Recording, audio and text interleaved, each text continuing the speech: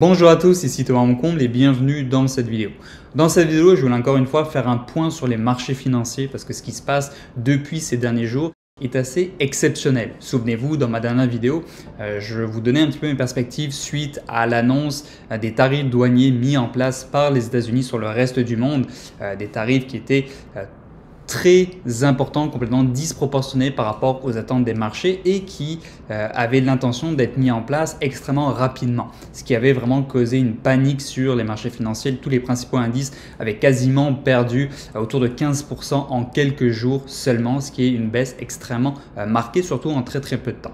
Mais souvenez-vous aussi également, je vous disais un petit peu, je vais vous partager mes perspectives en disant que la situation était forcément toujours en évolution, mais que tout dépendait d'une seule personne. La situation pouvait se retourner extrêmement rapidement. Il suffisait d'une annonce, d'une négociation pour que les marchés repartent très fortement à la hausse et que tout ça était essentiellement créé par une seule personne qui était un petit peu le maître du jeu. Et aujourd'hui, justement, on a eu une super bonne nouvelle parce que Donald Trump a décidé de venir reporter de 90 jours la mise en place des tarifs douaniers pour justement permettre aux autres pays d'avoir le temps de négocier avec les États-Unis, créer des deals sans que cela impacte l'économie pendant ce temps-là. Okay. Puis les marchés ont fortement réagi. Regardez ici, sur le S&P 500, on est à plus 7% suite à l'annonce.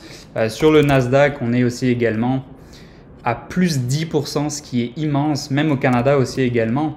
On est ici sur le S&P TSX à plus 4,6%. Sur des actions qui avaient fortement baissé, comme par exemple Tesla ici à plus de 20% ou même Nvidia aussi par exemple ici à quasiment 19%. Donc les marchés explosent à la hausse suite à cette annonce.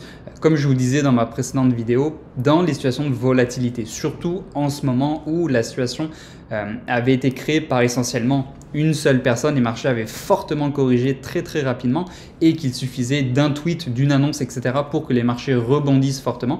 Ben, c'est essentiellement ce qui s'est passé ici. Puis ça a été confirmé aussi également lundi. Regardez ici, je vais juste reprendre par exemple le S&P 500. Ici, on va se mettre en minutes. Vous pouvez voir ici lundi.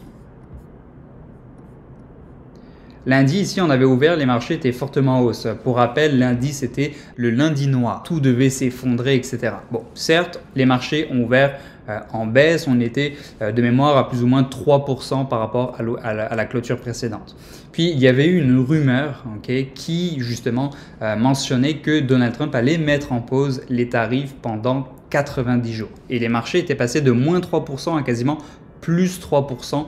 Vous voyez ici, ça c'est un graphe en minutes là. Donc en quelques minutes, les marchés avaient pris plus 6%. Finalement, il s'est avéré que c'était une fake news. Donc les marchés par la suite se sont épuisés, puis se sont à nouveau affaiblis, puis ont terminé la journée dans le rouge. Cependant, ça montre aussi également qu'une seule nouvelle, comme on a vu lundi, peut avoir un impact extrêmement important sur les marchés et la situation peut se retourner très rapidement. De même aussi également hier, mardi, où les marchés avaient ouvert fortement en hausse, mais finalement ont terminé la journée dans le négatif, justement à cause de nouvelles, de ripostes de la Chine sur les tarifs douaniers, puis les États-Unis qui ont décidé également de répliquer encore plus, de réenchérir, où justement les tarifs étaient montés jusqu'à 104% sur les biens importés de Chine. Alors les marchés explosent complètement la hausse, là c'est assez dingue, on a des plus 7, plus 8, plus 10% sur des indices, ce qui est assez exceptionnel, vraiment une excellente nouvelle, puis d'avoir moins d'incertitude, du moins pour les prochaines semaines.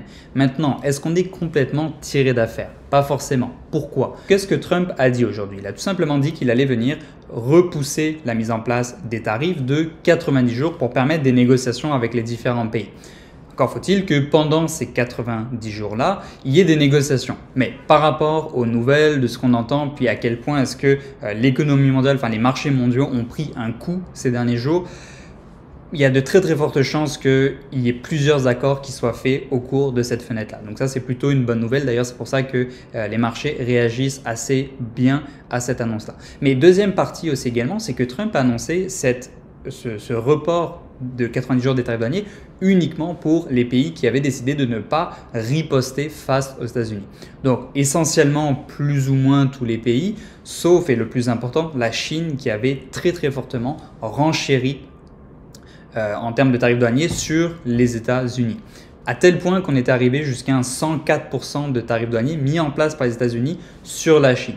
Et qu'est-ce que Trump a dit aujourd'hui? Donc il a dit qu'il allait venir repousser de 90 jours la mise en place des tarifs douaniers, sauf essentiellement pour les pays qui auraient posté, donc sauf pour la Chine entre autres, et qui en plus d'avoir le 104%, a décidé d'augmenter les tarifs douaniers à 125% en disant que la Chine s'était très très mal comportée, qu'elle avait eu un gros manque de respect par rapport aux États-Unis et que du coup ils étaient essentiellement punis, que tous les autres pays avaient le droit à un soulagement pendant 90 jours pour faire des négociations, sauf la Chine qui avait le droit à un 125% de tarifs effectifs immédiatement.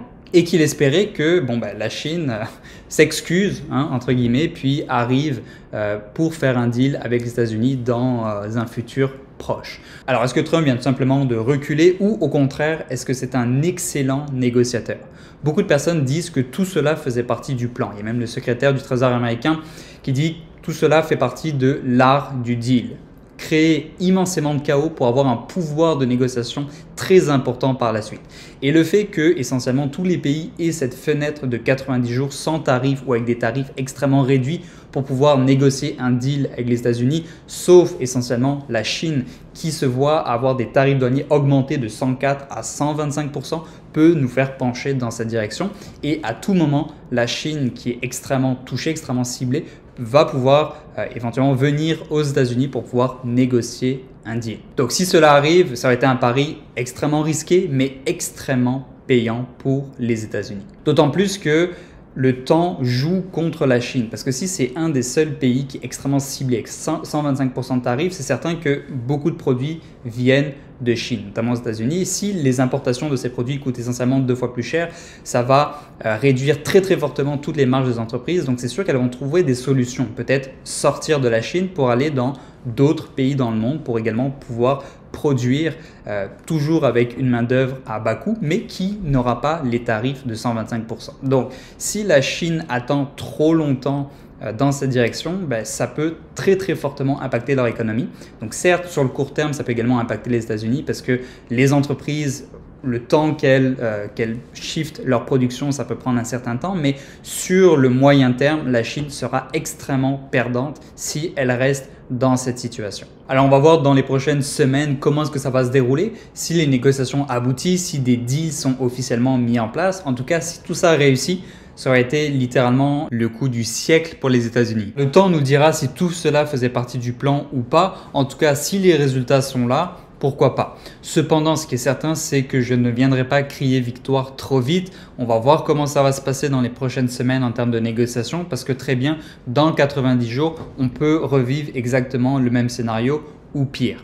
Alors ne tombez pas dans l'euphorie et profitez de ce rebond pour pouvoir faire un point sur vos investissements, peut-être profitez de ce moment de répit pour pouvoir restructurer votre portefeuille si jamais il était mal structuré. Vérifiez qu'il correspond bien à vos objectifs et que si jamais on retourne dans un marché baissier, que vous soyez toujours bien structuré. Si les marchés reprennent à la hausse et que tout va bien, parfait, mais au moins vous aurez une meilleure structure. Donc si vous gérez vos placements par vous-même, assurez-vous de vraiment bien vous former. C'est très très très important pour éviter de faire de grosses erreurs. Donc formez-vous pour pouvoir bien structurer votre portefeuille puis savoir ce que vous faites.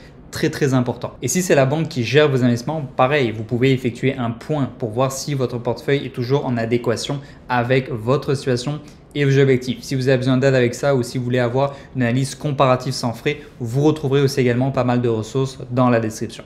Donc voilà, donc j'espère que vous avez aimé cette vidéo. Si vous avez des questions aussi, mettez-les dans les commentaires. Si vous avez besoin d'aide avec vos placements, regardez dans la description, vous aurez pas mal de ressources. Autrement, likez la vidéo, abonnez-vous et on se retrouve dans la prochaine vidéo.